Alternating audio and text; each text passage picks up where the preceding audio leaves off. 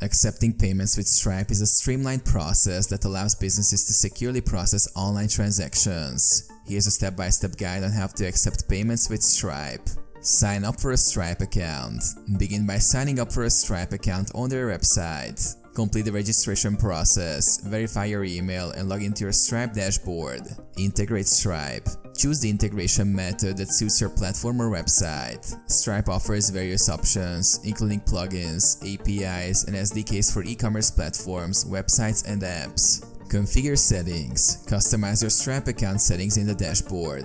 Set preferences such as currency, payment methods, and security settings. Create payment forms or buttons. Generate payment forms or buttons tailored to your website or app.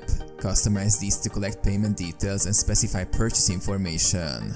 Test transactions. Before going live, utilize Stripe's test mode to simulate transactions. Verify that everything works smoothly by testing various scenarios such as successful payments and refunds. Go live. Once testing is satisfactory, switch your Stripe account to live mode to start accepting real payments securely. Monitor activity. Regularly check your Stripe dashboard for transaction updates, analytics, and reports to optimize your payment processes and track business performance.